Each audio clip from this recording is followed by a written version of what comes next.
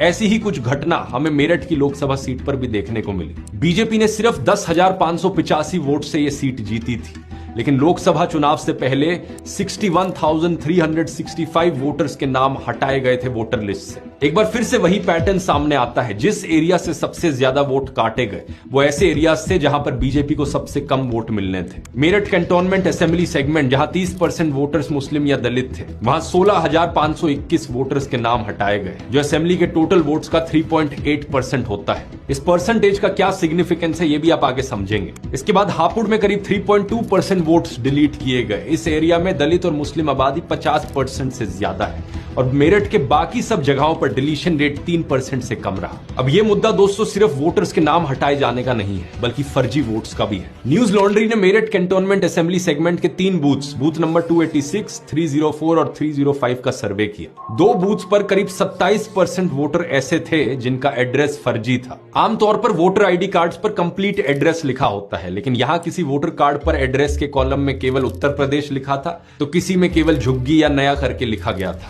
Booth number 305 पर 240 voters ने अपना एड्रेस RHA कॉलोनी डाला हुआ था, लेकिन ऐसी कोई कॉलोनी वहां पर है ही नहीं। यहां के पोस्टमैन विकास चौधरी ने भी बताया कि हजारों नए वोटर कार्ड्स उन्हें फेंकने पड़े क्योंकि उनका एड्रेस ही नहीं मिला। बूथ लेवल ऑफिसर्स का कहना है कि हर साल इन फेक वोटर्स का नाम डिलीट करने की रिक्वेस्ट आती है, लेकिन डिस्ट्रिक्ट एडमिनिस्ट्रेशन ऐसा करने से मना कर देता है। एक और इत्तेफाक की बात देखिए, पिछली इलेक्शंस में इन तीनों बूथ्स पर ज्यादातर वोट्स सिर्फ बीजेपी को मिले थे। बूथ नंबर 304 की BLO पूनम अग्रवाल ने कहा कि लोकसभा चुनाव से पहले डिस्ट्रिक्ट ऑफिशियल्स ने उन्हें नए वोटर्स के रजिस्ट्रेशन वाले फॉर्म 6 पर बल्क में साइन करने का ऑर्डर दिया। उन्होंने कुछ ही दिनों के अंदर अंदर 1800 से ज्यादा फॉर्म्स पर साइन किया, जिसके बाद इन नए वोटर्स का नाम वोटिंग लिस्ट में डाल दिया गया। यह भी करना रूल्स के खिलाफ है। पूनम का कहना है कि पहले वो फॉर्म 6 पर साइन करने से पहले प्रॉपर वेरिफिकेशन करती थी कि ये कौन है वोटर, सही एड्रेस डाला है, फॉर्म सही से भरा है कि नहीं। लेकिन इन वोटर्स के लिए उन्होंने ऐसा नहीं किया क्योंकि ऊपर से ऑर्डर्स आए थे। कोई भी रात के 8 बजे ऐसे सैकड़ों फॉर्म्स लेकर आता है और इन्हें साइन करना पड़ता है। इन्होंने कहा कि ये इस डर में है कि अगर इन्होंने साइन नहीं किया तो मुसीबत में पड़ सकती है।